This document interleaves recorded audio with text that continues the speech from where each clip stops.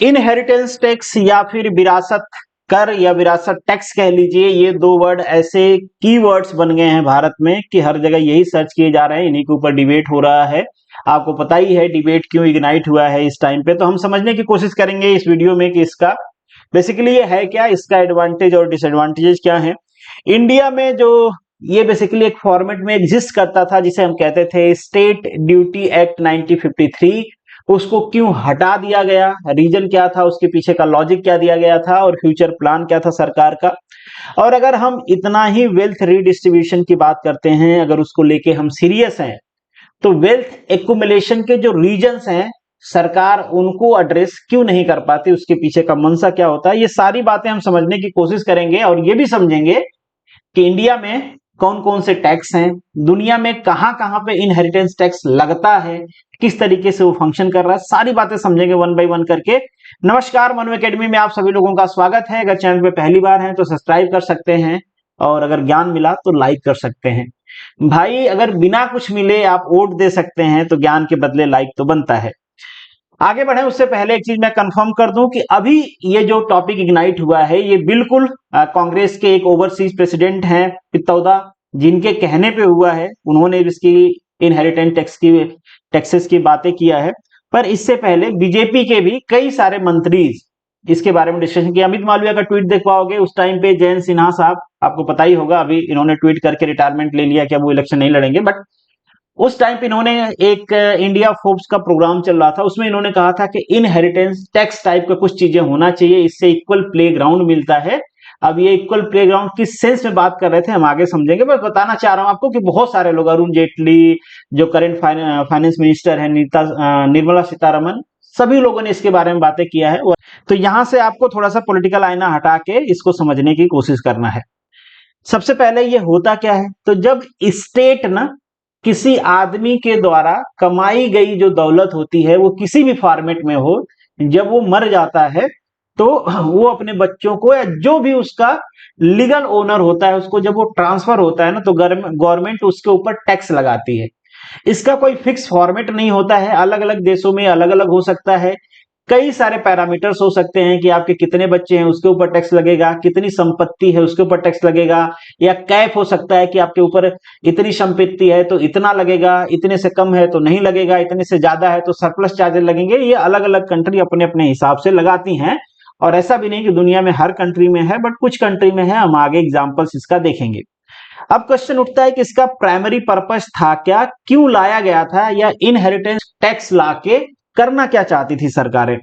तो बहुत बेसिक सा फंडामेंटल है, ये चाहते थे कि इससे गवर्नमेंट को कुछ रेवेन्यू मिलेगा। मान लीजिए एक आदमी कमाता है, अपनी जिंदगी ऐसे से जिया, खूब पैसे कमाया, मर गया, तो सरकार कहती है भाई कि देखो ये स्टेट हम चला रहे हैं ना, जो आपने पैसे कमाए हैं यहीं के लोगों से कमाए हैं, तो अब ऐसा करो, सोशल रिस्पॉन्सिबिलिटी समझ लो, कुछ पैसा हमें दे दो, हम उसको सोशल वर्क में लगा देंगे, मतलब यहाँ के लोगों के लिए खर्च करेंगे। और बिल्कुल ठीक बात है, आपने कुछ पैसे लीगल ढंग से कमाए हैं तो आप अपने बच्चों को या जो जिसके पास भी आप, जो भी आपका लीगल ओनर है उसको ट्रांसफर कर दो, पर कुछ पैसा हमें दे दो, सरकार का कलेक्शन बढ़ जाएगा, सरकार उसको वेलफेयर में लगा देगी। कहां लगाएगी, लगेगा नहीं लगेगा, कितना लगेगा उसका, that is the different debate, but कहना यही था कि हम इसको वेलफेयर स्कीम्स में लगाएंगे। सरकार का एक टारगेट और था कि मान लीजिए एक आदमी बहुत पैसा एक्युमुलेट कर लेता है तो उसके बेटे के पास और पैसा होगा, और एक्युमुलेशन होगा, फिर उसका बेटा आएगा शायद बिजनेस बढ़ाएगा तो और पैसा होगा, इससे क्या होगा, वेल्थ एक्युमुलेशन हो जाएगा और सोसाइटी में डिस्पैरिटी बढ़ जाएगी, और बहुत बार ये मोनोपोली क्रिएट कर देता है। एग्जाम्पल के लिए समझिए कि मान लीजिए हमारे देश में मुकेश अंबानी साहब हैं, मैं ड्यू रिस्पेक्ट बात कर रहा हूं, पैसा वही कमाता है जो मेहनत करता है। अब इनको कुछ मान लीजिए रिफाइनरीज मिल गई, अब जो पेरेंटल थी, अब इन्होंने उसको और एक्सपेंड किया और पैसे कमाए, पर आप सोच के देखो कि जो नए प्लेयर हैं जैसे मुकेश अंबानी के एज के जो दूसरे प्लेयर हैं, क्या ये इक्वली कंपटीशन है इनका रिफाइनरी सेक्टर में। एक आदमी के पास पहले से प्लांट है, पहले से कस्टमर है, पहले से ब्रांड नेम है, दूसरा आदमी जो रिफाइनरी लगाना चाहता है उसके पास कुछ नहीं है, तो इन दोनों के बीच इक्वल कंपटीशन नहीं रहेगा, ये आदमी हमेशा उससे आगे रहेगा। तो सरकार का ये भी था कि वेल्थ रीडिस्ट्रीब्यूशन हो जाएगा, जिसके वजह से इक्वल ग्राउंड मिलेगा लोगों को बिजनेस करने का या नए प्लेयर को उस बिजनेस में जाने का, जो कि पहले से ट्रेडिशनली किसी के पास है, कोई उसको एक्वायर करके रखा हुआ है। और यही बात जो मैं आपसे कह रहा था, जयंत सिन्हा साहब भी कहे थे अपने फंक्शन में कि इससे इक्वल प्लेग्राउंड मिलेगा। और इक्वल प्लेग्राउंड के साथ साथ ये भी होगा कि अगर मान लीजिए बहुत ज्यादा टैक्स कलेक्शन होता है, तो जैसे हमने पहले बात किया कि वो सोशल रिफॉर्म्स में भी जाएंगे, एजुकेशन में जाएंगे, मेडिकल देने में जाएंगे, लोगों को ट्रांसपोर्टेशन देने में जाएंगे, इस तरीके इंफ्रास्ट्रक्चर डेवलप होगा देश का। ये सारी चीजें, ये सारी एक्टिविटीज में भी इनका यूज किया जाएगा। तो दोनों चीजें होगा, वेल्थ रिडिस्ट्रीब्यूशन भी होगा और लोगों को बिजनेस करने के लिए इक्वल प्लेग्राउंड भी मिलेगा। फिर ये भी इससे हो जाता है कि किसी एक फैमिली या किसी एक इंडिविजुअल के पास सारा पैसा ना आ जाए। दुनिया भर में हम कई बार पढ़ते हैं कि भाई ये फैमिली सबसे वेल्दी है, स्पेशली जो गल्फ कंट्रीज है वहां पे देख लीजिए, एक एक लोग खलीफा हैं लोग, उन्हीं के पास तेल के कुएं हैं, वही मालिक बने बैठे हैं, बाकी सारे मजदूर हैं, किंगडम टाइप का चलता है, एक राजा है, सारी उसकी प्रजा है। इस टाइप के सिस्टम को एबोलिश करने के लिए ये बेसिकली इनहेरिटेंस टैक्स लगाया गया। अब आप इसको, इसका पर्पस समझ गए होंगे कि इनहेरिटेंस टैक्स का मतलब ये नहीं होता है कि किसी देश में जो लोग रह रहे हैं सबके ऊपर ये लगा दिया जाएगा, सबका गहना ले लिया जाएगा, सबकी जमीन ले लिया जाएगा। इस टाइप का टैक्स पूरी दुनिया में अभी कहीं पे नहीं है। जहां पे भी इनहेरिटेंस टैक्स है, हर जगह एक मिनिमम कैप है कि आपके पास इतने से ज्यादा दौलत होगी तो भी आपके ऊपर इनहेरिटेंस टैक्स लगाया जाएगा। ऐसा नहीं कि हर आदमी जो मरता है सबके ऊपर इनहेरिटेंस टैक्स लग जाता है, ऐसा बिल्कुल नहीं है, कहीं पे भी नहीं है। सब जगह एक मिनिमम कैप होता है, उसी के ऊपर इनहेरिटेंस लगता है। अब आपको लग रहा होगा कि अच्छी बात है यार, अमीरों का पैसा है, थोड़ा बहुत अगर वो रिडिस्ट्रीब्यूट हो जाता है तो बिल्कुल अच्छी बात है, लगना चाहिए, इसमें प्रॉब्लम वाली बात कहां पे है। अब कोई अपने शादी में 10-20 हजार करोड़ रुपया खर्चा कर सकता है, तो उसमें से 1-2 हजार करोड़ रुपया अगर वो दे देता है, या 2-4-10 हजार करोड़ रुपया रिडिस्ट्रीब्यूट हो जाता है, तो उसमें प्रॉब्लम क्या है, होना चाहिए। तो ऐसा नहीं है कि भाई सब कुछ व्हाइट व्हाइट है, इसका कुछ डार्क साइड भी है, वो भी आपको जानना चाहिए। पहला है कि ये जो बिजनेस कल्चर होती है ना, उसको ये डिस्करेज करता है। अब किसी आदमी का पैसा आप छीन लोगे, आप उसको पता है कि भाई मेरे बनने के बाद ये पैसा मेरे बच्चों में ट्रांसफर नहीं हो जाए। जैसे आपको पता है कि आप कमा के घर बनाओगे, जिस दिन मरोगे तो गवर्नमेंट आके खड़ी हो जाएगी, बोलेगी भाई आपका घर ये 2 करोड़ का है, अब ऐसा करो कि हमको 35 लाख रुपया दो, तब ये घर तुम्हारे बच्चों, मतलब बच्चे से मांगेगी 35 लाख रुपया दो, तब ये घर तुम्हारे नाम होगा, अदरवाइज तुम्हारा घर बेच के इसमें से 35 लाख रुपया मैं ले लूंगा। आपकी गाड़ी है, गाड़ी के लिए भी सेम गवर्नमेंट कहती है। तो क्या ये सोच के आपको अच्छा लगेगा? क्या आप उतना मेहनत करना चाहोगे? एक आदमी जो सैलरी कमा रहा है, जो मेहनत नहीं करना चाह रहा है, जो सेटिस्फाई है, और आप दिन रात बिजनेस करके पैसे कमा रहे हो, दोनों में कोई डिफरेंस बचेगा? एक कॉम्पिटिटिव नेचर जो होता है पॉपुलेशन का, वो खत्म हो जाएगा, बिजनेस कल्चर खत्म हो जाएगी। एग्जाम्पल मैंने यूपी और बिहार लिखा है। शुरुआत में यूपी और बिहार में बहुत सारे एजुकेशन इंस्टीट्यूशन थे, एजुकेटेड लोग थे, बड़ी बड़ी यूनिवर्सिटीज थी, आप हिस्ट्री में पढ़ते होंगे, बहुत सारी कंपनियां थी, छोटी बड़ी ढेर सारी कंपनियां थी, पर धीरे धीरे सारी बंद हो गई। उसका रीजन क्या है? सरकार ने यहाँ पे इनहेरिटेंस टैक्स नहीं लगाया, पर बहुत सारे प्राइवेट प्लेयर आ गए जो इनहेरिटेंस टैक्स टाइप का ही था। वो क्या करते थे भाई, जैसे अभी मुख्तार अंसारी मरे तो सब लोग कहते थे गरीबों का मसीहा है। क्यों कहते थे? कि भाई अमीरों से पैसे ले लिए, गुंडा टैक्स लिए और गरीबों में डिस्ट्रीब्यूट कर दिए। तो आप गवर्नमेंट को भी कह सकते हो कि ये एक कॉर्पोरेट क्या कहेगा, भाई एक तरह से ये गुंडा टैक्स ही है, हम मेहनत करके कमा रहे हैं, आप जबरदस्ती से हमारे पैसे छीन ले रहे हो और गरीबों में बांट दे रहे हो अपने पॉलिटिक्स के चक्कर में। जैसा कि यूपी में हुआ, सारे कॉर्पोरेट छोड़ छोड़ के क्यों भाग गए यूपी बिहार को, और आज भी क्यों नहीं जाना चाहते? सबको पता है हम कमाएंगे, मेहनत की कमाई, लोग गुंडा टैक्स मांगेंगे और अपनी पॉलिटिक्स, जैसे कहते हैं ना भाई बाहुबली है वहां के, बाहुबली कैसे बने? ऐसे गुंडा टैक्स वसूली किया, गरीबों में बांटा, इलेक्शन लड़े, जीत गए, ये सब चलता था। तो यूपी और बिहार खाली हो गया, मतलब अमीर लोग हैं ही नहीं वहां पे, आके दूसरी जगह बच गए, बिजनेस किए, फले फूले, कमा रहे हैं। जैसे गुजरात है, जो साउथ के हमारे स्टेट है, महाराष्ट्र है। तो एक तरह से आप कह सकते हो कि अगर सरकार भी ऐसा करती है, प्राइवेट प्लेयर ना भी हो, अब प्रॉपर रूल बना के करती है, तो भी एक तरह से ये बिजनेस कल्चर को डिस्ट्रॉय करता है। पूरी तरीके से डिस्ट्रॉय ना करे, पर उसको फेड करता है। हार्ड वर्क नहीं करना चाहेगा कोई, हार्ड वर्क करके अर्न क्यों करना चाहेगा? वो खर्च करेगा, हार्ड वर्क करेगा, कमाया उड़ाया। जैसे वो नहीं होते भाई कि घर में एक आदमी है जो खूब कमाता है पर खूब दारू पी के आता है, बीवी बच्चे उसके परेशान है कि जितना कमाता है उतना उड़ा देता है। तो वो कल्चर आ रहा है। मैं नहीं कह रहा हूं कि सारे लोग दारू पीने लग जाएंगे, पर एकुमुलेशन नहीं करेंगे, अर्निंग को एक जगह पे, चाहे वो घर में, प्रॉपर्टी में, इन सब चीजों में नहीं डालेंगे। उनको पता है भाई बाद में सरकार 20%, 30%, 50% जितना चाहे सरकार ले लेगी, हमारे बच्चों को तो जाने वाला नहीं है, तो कमाओ, खाओ, मौज करो। तो इकोनॉमिक की जो सस्टेनेबिलिटी होती है वो खत्म हो जाएगी। आप कहोगे कैसे, जैसे कोविड आया था, मान लीजिए आपके पास सेविंग नहीं होती, आप कमाने खाने पे रह जाते, और देश के हर लोग ऐसे ही हैं कि कमाने खाने वाले हैं, फिर सरकार पे अचानक कितना बर्डन आ जाता। वो तो हमारे देश में बहुत सारे लोग ऐसे थे जो कमा के रखे हुए थे और वो खा सकते हैं, तो सरकार को कुछ पॉपुलेशन को खिलाना था, तो भी परेशानी हो गई। दूसरा प्रॉब्लम ये है हमारे देश में, पर अब सोचो कि अगर सारे मेहनत की कमाई सरकार लेना, तो क्या कोई मेहनत करके आईआईटी निकालना चाहेगा? वो सोचो भाई मैं मेहनत करके आईआईटी निकालूंगा, बाद में अच्छे पैसे कमाऊंगा, बिजनेस खोलूंगा और अल्टीमेटली सरकार को देना है। अब कोई आईआईटी निकाले ना निकाले, दोनों को बाद में बराबर होना है, या फिर बराबर ना भी होना है, फिर भी डिस्पैरिटी रहेगी वहां पे, और वो डिस्पैरिटी को सरकार जबरदस्ती कम करना चाह रही है। तो कोई भी आदमी मेहनत नहीं करना चाहेगा, ना ही मेहनत करके अर्न करना चाहेगा, ना ही सेविंग कल्चर जो होगी हमारे देश की वो भी खत्म हो जाएगी, इन्वेस्टमेंट कल्चर खत्म हो जाएगी, लोग कमाओ खाओ वाली स्थिति में चले जाएंगे। फिर ये डबल टैक्सेशन भी, एक तरह से आदमी को आप मजबूर कर रहे हो कि भाई तुझे टैक्स भरना है। जैसे अंग्रेज थे कि आपकी पैदावार हो ना हो भाई आपको तो टैक्स भरना ही है, हमको मतलब नहीं है, वैसी सरकार हो जाएगी।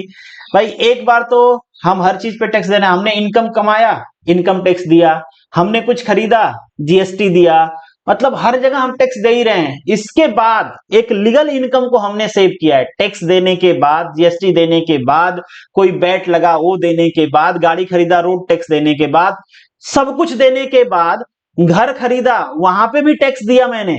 घर खरीदते तो आपको देना पड़ता ना भाई, घर खरीद रहे हो तो रजिस्ट्री का इतना पैसा लगेगा। हर चीज देने के बाद मैंने कुछ सेविंग किया, फिर आप दोबारा से आ जाओगे वही घर जिसका टैक्स मैंने पहले भरा, आप कहोगे इसमें सरकार की हिस्सेदारी है। वही कार जिसका टैक्स मैंने पहले दिया, आप कहोगे इसमें सरकार की हिस्सेदारी चाहिए। तो ये एक तरह से डबल टैक्सेशन हो जाएगा, एक तरह से हरासमेंट है लोगों के ऊपर, और ये उन आदमी को परेशान कर रहा है जो एक तरीके से लीगल अर्निंग कर रहे हैं। नहीं तो हमारे देश में बहुत सारे एमपी एमएलए और मिनिस्टर्स हैं जो करोड़ों रुपए के मालिक हैं, और उनका जब टैक्स स्टेटमेंट देखोगे तो आप कुछ रुपया टैक्स भरा है। आगे मैं आपको एक आध एग्जाम्पल भी दिला दूंगा, वैसे कई सारे एग्जाम्पल हैं जो लीगल या इनलीगल तरीके से कमाते हैं, खूब पैसा कमाया और टैक्स भरा नहीं, पर एक ईमानदार आदमी जो सारा टैक्स भर रहा है उसको फिर से डबल टैक्स देना है। तो लोग क्या करेंगे, टैक्स का चोरी करना शुरू कर देंगे, कहें भाई मरने के बाद तो टैक्स देना ही है, तो जिंदा है तब चोरी कर लेते हैं, क्यों टैक्स दें। फिर है इन्वेस्टमेंट पे भी फर्क पड़ेगा। अगर आपके यहाँ पे इस टाइप के टैक्सेस हैं तो इन्वेस्टमेंट नहीं होंगे। हमारे यहाँ के जो कॉर्पोरेट घराने हैं वो कहेंगे भाई मरने के बाद यहाँ पे इनकम तो डिवाइड हो जाएगी, तो ऐसे कंट्री में अपना वेल्थ क्रिएट करो, घर खरीदो, जमीन खरीदो, फैक्ट्री लगाओ, जहां पे इस टाइप के टैक्सेस ना हो, यहां से पैसे कमाओ, उस पैसे को फॉरेन में कहीं पे इन्वेस्ट करो। तो हमारे देश में जो इन्वेस्टमेंट कल्चर है वो खत्म हो जाएगा। कॉर्पोरेट टैक्स की बात होती है हमारे देश में, बहुत ज्यादा तो मैं नहीं कहूंगा, पर काफी हद तक कॉर्पोरेट टैक्स है, कहा जाता है one of the highest corporate tax है। मैं आपको G20 कंट्रीज का बता दूं, जो G20 कंट्रीज जो हैं डेवलप्ड और डेवलपिंग कंट्री, जो जो जिनके पास हाईएस्ट जीडीपी है उनका ग्रुप है, आप सभी को पता है। यहाँ पे जो एवरेज कॉर्पोरेट टैक्स होता है ये होता है 26%। इंडिया में जो कॉर्पोरेट टैक्स है वो है 20%। कुछ कॉर्पोरेट मतलब जिनका कुछ कैप है वो 100 मिलियन है, आई थिंक सो, मुझे एग्जैक्टली याद नहीं आ रहा है। और इसके ऊपर जिनके पास है उनको 35% कॉर्पोरेट टैक्स देना पड़ता है। चाइना में ये 21% है। तो इंडिया में ऑलरेडी कहा जाता है कि कॉर्पोरेट टैक्स बहुत ज्यादा है। आप कहोगे क्या ही फर्क पड़ता है भाई, कॉर्पोरेट टैक्स है तो सरकार के ऊपर तो ब्लेम लगाया जाता है कि सरकार कॉर्पोरेट टैक्स घटा रही है। हाँ बिल्कुल, सरकार जो बिजनेस कल्चर है उसको बढ़ाने के लिए कॉर्पोरेट टैक्स घटाया है, पर यह भी हमारे देश पे ब्लेम लगता है कि बहुत सारी कंपनीज हमारे यहाँ से इस वजह से अपना बिजनेस बंद कर दी क्योंकि यहाँ पे कॉर्पोरेट टैक्स ज्यादा है। मैं कुछ आपको एग्जांपल दे देता हूँ, कुछ बड़े फेमस एग्जांपल हैं, शायद आपको याद हो। यूएस की एक ऑटोमोबाइल की कंपनी थी, कार बनाती थी, फोर्ड, आपको याद हो। यहाँ पे अपना उन्होंने प्लांट बंद कर दिया। उन्होंने भी एक रीजन दिया था, एक इंटरव्यू में बोला था यहाँ पे कॉर्पोरेट टैक्स ज्यादा है या टैक्सेस ज्यादा हैं, हम सस्टेन नहीं कर पा रहे हैं हमारे बिजनेस को यहाँ पे। उसी तरीके से एक बाइक में मेकर थी हार्ले डेविडसन, उन्होंने अपना पूरा बिजनेस बंद कर दिया, कहा कि सरकार बहुत ज्यादा टैक्स लगाती है, हमारी बाइकें महंगी हो जाती हैं, बिक नहीं पाती हैं, मैन्युफैक्चरिंग सस्टेनेबल नहीं है। रॉयल बैंक करके है, इंडिया से बंद हो गया। ये मेट्रो एजी एक जर्मन कंपनी थी, ये भी बंद हो गई। बहुत सारी ऐसी कंपनीज थी जिन्होंने इंडिया से अपना बिजनेस समेट लिया और उसका रीजन उन्होंने ये बताया कि हमारे यहाँ कॉर्पोरेट टैक्स ज्यादा है। हालांकि गवर्नमेंट का इस पे जवाब भी आया, उनका कहना था कि कई सारे और रीजन थे, अलग बात है उन्होंने कॉर्पोरेट टैक्स को ब्लेम किया, हो सकता है कई सारे और रीजन हो, पर उसका कॉर्पोरेट टैक्स भी एक रीजन है, हमारे देश में बिल्कुल है। आप कहोगे कि बाकी के देशों को भी तो वही रेंज है, जैसे यूएसए में भी 21% है, जापान में 23% है, नियर अबाउट सारी कंट्री में इसी के आसपास है। इंडिया में मान लीजिए 35% है बड़े कॉर्पोरेट्स पे। पर प्रॉब्लम क्या है भाई, थोड़ा डिफरेंस तो है, पर यहाँ पे मैन्युफैक्चरिंग सस्ती है, बात बिल्कुल आपकी ठीक है। पर फिर भी इंडिया में लोग बिजनेस इसलिए नहीं करना चाहते हैं क्योंकि यहाँ पे लैक ऑफ इंफ्रास्ट्रक्चर है। जो रूल्स रेगुलेशंस है उसको भी ब्लेम किया जाता है कि उतने स्ट्रिक्ट नहीं है जितने कि दूसरे देशों में है। फिर जिस तरीके से बिजनेसमैन को इंडिया में ट्रीट किया जाता है, चाहे पॉलिटिकल रीजन से चाहे और रीजन से, वो भी एक बिजनेस कल्चर को डिस्ट्रॉय करता है। तो कई सारे और रीजन होते हैं जिसके वजह से इंडिया जैसे कंट्रीज में, क्योंकि जहां पे हर 5 साल में इलेक्शन आने वाला और कहीं ना कहीं से बिजनेस वहां पे एक टारगेट, सॉफ्ट टारगेट होता है पॉलिटिकल पार्टीज का, तो ये भी एक रीजन है कि आप कह सकते हो बिजनेस इंपैक्ट होता है। और इसका मतलब ये बिल्कुल नहीं होता है कि कॉर्पोरेट टैक्स को फ्री छोड़ दो, सारा लूट वो मचा दे। अभी मैं आगे दिखाऊंगा आपको, कई सारी चीजें हैं कि कॉर्पोरेट के फेवर में कैसे हमारी सरकारें काम करती हैं और कॉर्पोरेट सेक्टर कैसे हमको लूटता है। अब अगर इस टाइप के टैक्स लगाए जाएंगे और कॉर्पोरेट अनसेफ फील होगा, तो दुनिया में बहुत सारी ऐसी कंट्रीज हैं जो गोल्डन वीजा इशू कर देगा। आप किसी भी देश का नागरिक हो, आओ हमारे यहाँ इन्वेस्टमेंट करो, हमारे यहाँ घर खरीदो, हमारे यहाँ प्रॉपर्टी खरीदो, हम आपको ये वीजा दे देंगे। कहते हैं हमारे यहाँ की नागरिकता ले लो, इन्वेस्टमेंट करो, हम आपको ये फैसिलिटी दे दें। जैसे यूएई का एक एग्जांपल, मैंने एग्जांपल लेके गोल्डन वीजा लिख दिया है। बाकी दुनिया में बहुत सारे ऐसे कंट्रीज हैं जो कहते हैं भाई हम आपसे कोई टैक्स नहीं लेंगे, आप आओ हमारे यहाँ पे इन्वेस्टमेंट करो। तो फिर बिग कॉर्पोरेट हाउसेस जिनको आप टारगेट करोगे वो देश छोड़ के भागने लगेंगे और आपका हाल भी यूपी बिहार जैसे हो जाएगा। जैसे एज अ देश, जैसे as a state UP Bihar बदहाल है, कोई कॉर्पोरेट हाउस वहां पे नहीं जाना चाहता बिजनेस करने के लिए, वैसे ही देश बन जाएगा कि भाई क्या जाए वहां पे, तो फैसिलिटीज नहीं है, ऊपर से टैक्स ज्यादा है, ऊपर से स्ट्राइक्स है, ऊपर से पॉलिटिकल माइंडसेट ऐसा है कि बिजनेस को टारगेट करना है। तो ये सारे रीजन से देश में बिजनेस डेवलपमेंट कम हो जाएगा। अब बात कर लेते हैं कुछ कंट्रीज का जहां पे ये कॉर्पोरेट टैक्स है। जैसे यूएस के कुछ स्टेट में है अप टू 18%, 2% से लेके 18% तक है, लगता है। कुछ स्टेट्स में नहीं लगता है क्योंकि वहां पे उनका जो कॉन्स्टिट्यूशन है वैसा ही, स्टेट के पास ये पावर होती है, वो लगा सकते हैं। यूनाइटेड किंगडम में 40% तक है, ये अभी भी है, चलता है। फ्रांस में 45% तक है। जापान में तो 55% है इनहेरिटेंट टैक्स, मतलब आप मर गए आपकी प्रॉपर्टी का 45% जापान, जापानीज गवर्नमेंट ले लिया। और डेवलप्ड कंट्री है ये सारी, मतलब प्रॉपर तरीके से फंक्शन कर रहा होगा, वहां पे इन्वेस्टमेंट भी जा रही है, लोग बिजनेस भी कर रहे हैं। तो जो हम थियरी में यहाँ पे पढ़ रहे थे कि भाई अगर कॉर्पोरेट टैक्स लगा, सॉरी इनहेरिटेंट टैक्स लगा तो ये सारा बवाल हो जाएगा, प्रैक्टिकल में कहीं पे वो, मतलब प्रैक्टिकल में कुछ कंट्री में वो बवाल तो नहीं दिख रहा है। कंट्रीज लगा भी रही हैं, डेवलप्ड भी हैं, इकोनॉमी ग्रोथ भी है, जीडीपी कई मतलब टॉप जीडीपी में है ये। तो क्या प्रैक्टिकल और थियरी में कुछ डिफरेंसेज हैं? बिल्कुल कह सकते हो कि डिफरेंसेज होते हैं। फिर साउथ कोरिया कंट्री है जहां पे 50% है, हाईएस्ट इनहेरिटेंस टैक्स।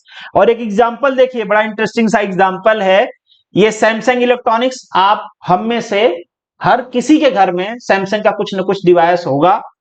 इनके जो ओनर थे वो मरे थे और इनहेरिटेंस टैक्स के अंदर इन्होंने 12 ट्रिलियन 2021 में 12 ट्रिलियन रुपीस के आसपास इन्होंने गवर्नमेंट को टैक्स दिया। मतलब इतना पैसा दिया इन्होंने सरकार को इनहेरिटेंस टैक्स के अवध में। और इसके अलावा 1 ट्रिलियन एडिशनली दिया उस परिवार ने एजुकेशन और हेल्थ सेक्टर के लिए। तो बहुत सारी ऐसी कंट्रीज हैं जहां पे हैवीली इनहेरिटेंस टैक्स है और वो प्रॉपरली फंक्शन कर रहा है। पर वो माइंडसेट भी होना चाहिए देश के, वैसे रूल्स रेगुलेशंस भी होना चाहिए, और कॉर्पोरेट सेक्टर को भी वो फैसिलिटीज मिलनी चाहिए, वो रिस्पेक्ट मिलनी चाहिए, ताकि वो ये टैक्स देने में उसको कोई प्रॉब्लम नहीं है। वैसे हमारे यहाँ पे भी सोशल रिस्पॉन्सिबिलिटी करके हर कॉर्पोरेट हाउस को दिया ही गया है कि भाई आपको अगर आपकी इनकम इतना है तो उसका कुछ परसेंट आपको सोशल रिस्पॉन्सिबिलिटी फंड में खर्च करना ही करना है। और यहाँ पे आप देखोगे तो वही न्यूज है, मैं उसको कई बार वेरीफाई कर रहा था क्योंकि ये भाई नियर अबाउट हमारे जीडीपी के आसपास का आंकड़ा है। तो मैंने कहा एक बार क्रॉस वेरीफाई कर लेते हैं कि क्या इतना इनहेरिटेंस टैक्स किसी कंपनी ने पे किया था। तो जवाब है कि हाँ बिल्कुल, हाँ पे किया था 2021 में। अब बात कर लेते हैं इंडिया में इनहेरिटेंस टैक्स था तो उसका क्या हुआ। इंडिया में बिल्कुल ये टैक्स था जिसे हम स्टेट ड्यूटी एक्ट 1953 कहते हैं। इसके अंदर आप जो पर्सन था उसके मरने के बाद उसके प्रॉपर्टी का बेसिकली आकलन किया जाता था, उस पर कुछ टैक्स लगाया जाता था। पर बाद में जो राजीव गांधी की सरकार थी, उनके फाइनेंस मिनिस्टर थे वीपी सिंह, जो बाद में प्राइम मिनिस्टर भी बने, इन्होंने ये कहते हुए इसको खत्म कर दिया कि भाई ये देखो जो 1985 का सीन है, हमने टोटल 20 करोड़ रुपया इनहेरिटेंस टैक्स में इकट्ठा किया है, पर इसको इकट्ठा करने की जो कॉस्ट है ना, ये 20 करोड़ रुपया से ज्यादा है। मतलब उसका जो कैलकुलेशन करते हैं, उस कैलकुलेशन में जो लोग लगे हुए हैं, उनका जो खर्च है वो 20 करोड़ से ज्यादा है। तो ये टैक्स गवर्नमेंट को फायदा ना करके गवर्नमेंट को नुकसान कर रहा है। तो उन्होंने कहा कि अभी के लिए सरकार ने डिसीजन लिया है कि भाई इस टाइप के एक्ट्स को हम खत्म कर रहे हैं, पर फ्यूचर में हम कुछ सुटेबिलिटी के साथ, कुछ बेटर अल्टरनेटिव के साथ आएंगे। पर उसके बाद वो आया नहीं टैक्स, फिर से उस पर डिस्कशन इसी वजह से हो रहा है, क्योंकि पहले भी ये चीजें थी। अब ये आता है नहीं आता है, it's totally depend upon the government, but हाँ पहले ये था। अब हम बात कर लेते हैं कि अगर हमारे यहाँ पे इनहेरिटेंस टैक्स नहीं है, बट भाई हमारे यहाँ पे कोई इंडिविजुअल आदमी कितना टैक्स देता है, ये समझ लेते हैं। और जो कॉर्पोरेट, जिसकी हम बातें कर रहे थे कि इनहेरिटेंस टैक्स लगाएंगे तो सारा कॉर्पोरेट भाग जाएगा, जो लीगल टैक्स बनता है वो कितना पे कर रहा है, ये देख के थोड़ी सी आपको घबराहट होगी। ये डाटा है भाई इंडिया में, जो बेसिकली वर्ल्ड इनइक्वालिटीज रिपोर्ट 2022 है, उसके हिसाब से इंडिया का जो रैंक है वो 69 है, जो कि ठीक नहीं है। ऐसा कहा जाता है कि इंडिया में जो वेल्थ डिस्ट्रीब्यूशन है वो बहुत खराब है। आप देख लीजिए, वेल्थ डिस्ट्रीब्यूशन भी देख लीजिए और वहां से जीएसटी कलेक्शन भी देख लीजिए, जिसको गवर्नमेंट ने कहा है कि हमने जीएसटी कलेक्शन इतना लाख से बढ़ा के इतना लाख कर लिया है। अब आप देख लीजिए कि वो जीएसटी कलेक्शन हो कहां से रहा है। जो टोटल जीएसटी कलेक्शन है उसका 64% जो बॉटम में लोग बैठे हुए हैं, बॉटम में कितने परसेंट, जो बॉटम के 50% लोग हैं, वहां से इंडिया का टोटल 64% का जीएसटी कलेक्शन आता है। अब ये जो 50% लोग हैं, इनके पास देश का टोटल इनकम कितना है, मात्र 12 से 13%। ध्यान दीजिए, हमारे देश में जो लोग हैं, जो बॉटम 50% है, जिनके पास पूरी वेल्थ का केवल 12% है, वो हमारे देश के जीएसटी में कंट्रीब्यूट करते हैं 64%। और वो कारपोरेट हाउसेज और वो अमीर इंडिविजुअल्स जिनके पास हमारे देश का 57 से 60% का वेल्थ है, उनका जो कंट्रीब्यूशन है वो 4% है। मतलब हमारे पास एक लीगल लॉ है जीएसटी का, जिसमें हमारे देश के अमीर लोग केवल 4% का कंट्रीब्यूशन करते हैं, और जिनके पास टोटल इनकम का 60% है वो केवल 4% करते हैं, और जिनके पास टोटल इनकम का 12% है वो 64% करते हैं। अब सोच के देखो कि ये हमारे देश में डिस्पैरिटी क्रिएट करेगा या नहीं करेगा। सरकार चाहे जितना भी डंका बजा ले, कॉर्पोरेट हाउसेस कैसे ना कैसे करके जो टैक्स चोरी है वो कर ही लेते हैं, जिसे हम कहते हैं क्रोनी कैपिटलिज्म। अभी मैं आपसे डिस्कस करूंगा कि इसका रीजन क्या है इनइक्वालिटी का, कि हमारे देश में इतना डिस्पैरिटी हो क्यों रही है। और सरकार का थोड़ा सा आप यहां पे भी देख लो किस तरीके से टैक्स लगा रहे हैं। ये जो रेट है ना भाई, आप सोच के देखो, एजुकेशन सेक्टर, गवर्नमेंट कॉलेजेस को छोड़ दिया जाए तो एजुकेशन सेक्टर पे भी गवर्नमेंट ने 18% जीएसटी लगा रखा है। वैसे आप सभी को पता है पढ़ाई कहां पे होती है, कोचिंग में। वो कोचिंग में पढ़ाई करने जाते हो, जब आप फीस जमा करते हो तो कहते हैं भाई देखो हमारी 30,000 फी है, पर इस पे 18% जीएसटी लग जाएगी। 1 लाख फी है, 18% जीएसटी लग जाएगी, आपकी फी हो जाएगी 1,18,000 रुपए। तो सरकार ऐसे जगहों पे भी टैक्स लगा रखी है जो हमारे देश की जरूरत है। वैसे जो कॉर्पोरेट टैक्स की हम बात कर रहे थे या इनहेरिटेंस टैक्स की बात कर रहे थे दूसरे देशों की, वहां पे सरकार सोशल सिक्योरिटी देती है, एजुकेशन फ्री देती है, ट्रांसपोर्टेशन फ्री देती है, मेडिकल फ्री देती है। आदमी खुशी खुशी टैक्स देता है यार कि चलो मेरे पास लाइबिलिटी नहीं है। पर हमारी सरकार हमसे टैक्स भी लेती है और हमारी लाइबिलिटी भी नहीं लेती है। कौन टैक्स देना चाहेगा? पढ़ाई करा नहीं सकते अपने बच्चों को अच्छी जगह। अब सोच के देखो, बड़े कॉर्पोरेट्स जो हैं, जो कि कम पैसे भी दे रहे हैं, कम टैक्स भी दे रहे हैं, चोरी भी कर रहे हैं, इवन मंत्री मिनिस्टर्स चोरी कर रहे हैं। जैसे मैं आपको एग्जांपल दिखा दूं, ये भाई साहब हैं, मिनिस्टर हैं, अब इनके बारे में रिपोर्ट्स पब्लिश हुए, वो मैं आपको दिखा रहा हूं, कंट्रोवर्सी में भी चल रहे हैं। इन्होंने अपना क्या इनकम दिखाया था वो मैं आपको एडीआर का पूरा वो पीडीएफ दिखा दूंगा। इन्होंने भाई 680 रुपए, मात्र 680 रुपए जिनके पास बताया जाता है 1200 से लेकर 1300 करोड़ रुपए की प्रॉपर्टी है, टैक्स भरा है। इनसे पूछा गया तो इन्होंने कहा कोविड में इनके बिजनेस का नुकसान हो गया, इस वजह से जो टैक्सेबल इनकम थी वो केवल इतना ही बैठी, 680 रुपए। अब सोच के देखो, जो मिनिस्टर हैं, अगर उनकी पर्सनल इनकम सैलरी के जोड़ दिया जाए वो भी इससे ज्यादा होगी, पर क्या क्या जुगाड़ लगाते हैं हमारे देश के पावरफुल लोग और टैक्स देना नहीं चाहते। एक तो ये डाटा है एडीआर का, एसोसिएशन ऑफ डेमोक्रेटिक रिफॉर्म, ये भी अभी इलेक्टोरल बॉन्ड को लेके न्यूज में थे। तो यहाँ पे देखो, इन्होंने जो राजीव चंद्रशेखर जी हैं, इनकी पूरी प्रोफाइल डाल रखी है, ये इनका डिक्लेरेशन डाल रखा है, 16-17 की इनकम का डिक्लेरेशन डाल रखा है। मतलब जो सेल्फ डिक्लेयर्ड इनकम है टैक्स का, उसका कोई मैच ही नहीं है। ये आप देख पाओगे हमारे देश के मिनिस्टर साहब लोग हैं जो कि ऑनेस्ट होने का दावा करते हैं। और दुनिया की जो इनइक्वालिटी रिपोर्ट थी वो तो मैंने आपको दिखाया कितना ज्यादा है हमारे देश में। इवन दो कि पाकिस्तान में इनइक्वालिटी या डिस्पैरिटी जो वेल्थ डिस्ट्रीब्यूशन है उसमें पाकिस्तान हमसे अच्छा है, हमको ज्यादा अच्छा लगता है ना पाकिस्तान में खुद को कंपेयर करने का, तो वो ज्यादा है। चाइना में भी कम है, ऑब्वियसली हमसे कम तो रहेगा ही रहेगा। इंडिया में, इंडिया की पोजीशन बहुत खराब नहीं, यूएसए में डिस्पैरिटी है, हर जगह डिस्पैरिटी है, पर इंडिया की भी जो डिस्पैरिटी है वो बड़ी खराब सी है। यहाँ पे आप देख पाओगे ये इंडिया का रैंक है, यहाँ पे दे रखा, अमीर लोगों के पास ये है, जो गरीब लोग हैं उनके पास ये है, और ये 1% लोगों के पास इतनी इनकम है, ये 10% लोगों के पास इतनी इनकम है, और ये 50% लोगों के पास इतनी इनकम है, और बीच की जो इनकम बची वो लोग हैं जो कि अपर मिडिल क्लास कहलाते हैं। ठीक है, तो ये कुछ सीन है हमारे यहाँ डिस्पैरिटी का और जो टैक्सेशन है उसके सिस्टम का। तो उसी तरीके से जैसे मिनिस्टर साहब लोग हैं, उसी तरीके से कॉर्पोरेट हाउसेस भी हैं, वो अपने कंपनी को घाटे में दिखा देते हैं, कोई प्रॉफिट हुआ नहीं है, टैक्स वो भी नहीं भरते हैं, और बाद में पैसे सारे लेके फरार हो जाते हैं। ये सीन चलता है। ये एक डायग्राम है जो मैं आपको डिस्पैरिटी का दिखा रहा था। इंडिया में देख लो अब डिस्पैरिटी कितना तेजी से बढ़ी है, मतलब दुनिया में सबसे ऊपर है हम लोग। अगर हम वेल्थ डिस्पैरिटी की बात करें, वेल्थ डिस्ट्रीब्यूशन की बात करें, अनइवन डिस्ट्रीब्यूशन की बात करें, तो दुनिया में सबसे ऊपर है, और ये बहुत तेजी से बढ़ रहा है, बहुत तेजी से बढ़ रहा है।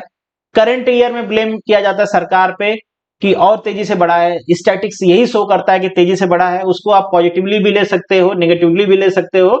पॉजिटिवली इस तरीके से ले सकते हो कि भाई हो सकता है हमारे देश में बिजनेस कल्चर बढ़ गई, और जिन्होंने मेहनत किया, बिजनेस खड़ा किया, उनके पैसे बढ़ गए, और जिन्होंने जो नीचे रहे, मेहनत नहीं किए, उनके पैसे नहीं बढ़े, तो डिस्पैरिटी ऑब्वियसली बढ़ी। निगेटिवली ये कह सकते हो कि सरकार ने ऐसे पॉलिसीज बनाए कि फ्री हैंड दिया बिजनेसमैन को और उन्होंने ज्यादा पैसे कमाए। तो दोनों तरीके से आप उसको कंसीडर कर सकते हो, जैसा आपका थॉट है आप कर लीजिए, पर रियलिटी यही है कि डिस्पैरिटी कंटिन्यूअसली बढ़ रही है। अब हम बात करते हैं उन रीजंस की कि भाई ये वेल्थ एक्युमुलेशन हो क्यों रहा है। पहला, हमारे देश में वेल्थ एक्युमुलेशन, जब हमारे पास पैसा नहीं था, बिजनेस नहीं था, कुछ नहीं था, राजा महाराजा हुआ करते थे, हम आजाद हुए, हमारे पास एक चीज थी, लैंड। तो हमने कहा कि भाई लैंड रिफॉर्म्स लेके आएंगे। क्या लेके आएंगे भाई? लैंड रिफॉर्म्स लेके आएंगे। पर वो लैंड रिफॉर्म्स भी प्रॉपर नहीं हुए, इनएडुकेट फेल हुए, क्योंकि उसमें बहुत सारे लूप फॉल्स थे, और जिनके पास बहुत ज्यादा किलोमीटर में जमीनें थी, उन्होंने अपने पटीदारों के नाम, अपने नौकरों के नाम, रिलेटिव्स के नाम, इवन दो कुछ रिपोर्ट्स बताती हैं कि अपने वाइफ को डिवोर्स दे दिया, प्रॉपर्टी डिवाइड हो गई, दोनों साथ रह रहे हैं पर ऑफिशियली दोनों डिवोर्स ही हैं।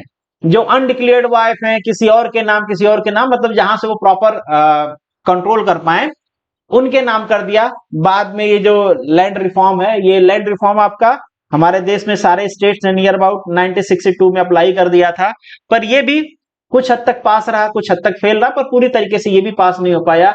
आज भी लोगों के पास, बहुत सारे लोगों के पास थोड़ी भी लैंड नहीं है, बहुत लोगों के पास किलोमीटर में लैंड है। क्रोनी कैपिटलिज्म, क्रोनी कैपिटलिज्म मतलब ये जहां पे राजनेताओं या फिर एडमिनिस्ट्रेटर जो हैं, हमारे सिविल सर्वेंट हैं और जो बिजनेसमैन हैं, उनके बीच डील हो जाती है कि भाई आप हमारे लिए पॉलिसी बनाओ, हम आपके लिए पैसे देंगे। पैसे कमाएंगे किससे? पैसे कमाएंगे लोगों से, लोगों से हम पैसे कमाएंगे, आपको ट्रांसफर करेंगे, आप हमारे लिए पॉलिसी बनाना, हम लोगों से पैसे, ये एरो इधर लगा दो, हम लोगों से पैसे कमाएंगे, आप हमारे लिए पॉलिसी बनाना, हम पीछे से आपको पैसे देंगे। जैसा कि इलेक्टोरल बॉन्ड में कहा जा रहा है कि इलेक्टोरल बॉन्ड जो आया था, इसमें कई कॉर्पोरेट हाउसेस को फायदा पहुंचाया गया, उन्होंने जो रूलिंग पार्टी है उनको खूब पैसे दिए, और केवल सेंट्रल के रूलिंग पार्टी को नहीं, जो स्टेट्स की रूलिंग पार्टी हैं, जैसे आपकी वेस्ट बंगाल की पार्टी है, जैसे कि आपकी तमिलनाडु की पार्टी है, इन्होंने खूब कॉर्पोरेट ऐसे बिजनेस से पैसे लिए जो कि मतलब लॉटरी के काम करते थे। उन्होंने खूब पैसे दिए, उनके फेवर में पॉलिसी बनाई गई, उनको टैक्स रिबेट दिया गया, उनको ये दिया गया। तो इसे कहा जाता है क्रोनी कैपिटलिज्म, जहां पे राजनेता, अधिकारी और बिजनेसमैन दोनों मिलते हैं, जनता को लूटते हैं और आपस में पैसे बांटते हैं। और ये है हमारे देश में, आप मानो ना मानो, किसी भी पार्टी को सपोर्ट करो, पर ये है रिग्रेसिव टैक्सेशन पॉलिसी। हमारे देश में जो टैक्सेशन पॉलिसी है वो भी प्रॉपर नहीं रही। जैसे मैंने आपको एग्जांपल दिखाया कि गरीब आदमी जो कि मतलब नौकरी कर रहा है, सरकार तो उससे टैक्स ले लेती है, उसको नोटिस भेज देती है, पर मिनिस्टर साहब हैं, इतने पैसे हैं, कोई टैक्स नहीं भरा, कोई नहीं पूछने वाला है कि भाई टैक्स क्यों नहीं भरे। कॉर्पोरेट हाउसेस हैं, अपनी कंपनी को घाटे में दिखा दिया, लोगों का पैसा लूट ले गए, कोई नहीं पूछने वाला। बहुत सारी कंपनियां हैं, करोड़ों रुपया कमा रही हैं, डूब जा रही हैं। बहुत सारे कंपनियां हैं, बैंकों के पैसे लेके भागे, सारी बातें आपको पता है। वो सारे पैसे जनता से वसूले जाते हैं। बैंकों का तो मैं कई बार एग्जांपल देता हूं कि आपने देखा होगा कि बैंक हर साल आपको ये भेज देता है कि भाई आपके अकाउंट से 20 रुपया इसलिए काट लिया गया क्योंकि आपको मैसेज भेजा जाता है, आपके अकाउंट से 100 रुपया इसलिए काट लिया गया क्योंकि आपने 5 ट्रांजैक्शन से ज्यादा कर दिया, आपके अकाउंट से इसलिए पैसे काट लिए गए क्योंकि आपको इंटरनेट बैंकिंग का अपडेट दिया जाता है। ये सारे चीजें पहले नहीं थी, पर बैंक जब घाटे में जाएंगे तो इस टाइप की चीजें लगा के इंडिविजुअल से वसूल करेंगे। आप कहोगे 1-2 रुपया, 10 रुपया, 100 रुपया से क्या होता है? भाई होता है, 140 करोड़ की पॉपुलेशन है, एक एक रुपया भी काटोगे तो सोच लो कितना होगा। तो इन शॉर्ट, वसूली का टारगेट कौन होता है? आम लोग होते हैं, और भागने का टारगेट किनका होता है? कारपोरेट हाउसेस का होता है। फिर नेक्स्ट है आपका कि लैक ऑफ जो सोशल सेफ्टी है, या फिर जो सोशल सेफ्टी का नेट्स प्रोवाइड कर सकती है गवर्नमेंट, वो नहीं करती है। टैक्स देने में भी कोई प्रॉब्लम नहीं है, पर हमको फ्री एजुकेशन या free medical, transportation, electricity bill, हालांकि कुछ कुछ स्टेट्स अब देने लगे हैं, या कुछ पॉलिटिकल पार्टी अपने एजेंडा में इस चीज को लाने लगी है कि हम पावर में आएंगे तो देंगे। ऐसा कुछ नहीं है, बस हमसे जीएसटी ले लो, हमसे इनकम टैक्स ले लो, पर हमको दो मत, कुछ नहीं दो, बस हमसे लो। सरकार इस टाइप की चल रही है, पहले की भी थी, आज की भी थे, और इन फ्यूचर जो आएंगी वो भी यही करने वाली हैं। फिर है इनएडिक्वेट लेबर पॉलिसी। हमारे देश में भैया कुछ खास लेबर पॉलिसी नहीं है, बहुत सारे फ्री हैंड्स दिए गए हैं। अभी लॉ बना के और भी सारे फ्री हैंड दे दिए गए कि आप जितनी मर्जी उतने कॉन्ट्रैक्ट मजदूर रख सकते हो। पहले ऐसा नहीं था। हमारे यहाँ पे पहले मिनिमम वेजेस को लेके भी कुछ खास रूल्स नहीं बनाए गए थे, पर 2019 में बनाया गया, उसमें भी मिनिमम वेजेस सेंट्रल गवर्नमेंट का तो कम ही है, पर स्टेट का मैं ऑन एन एवरेज बताऊं तो आपको 300 से लेके कुछ 500-600 रुपीज के बीच एग्जिस्ट करता है एक अनस्किल्ड लेबर का।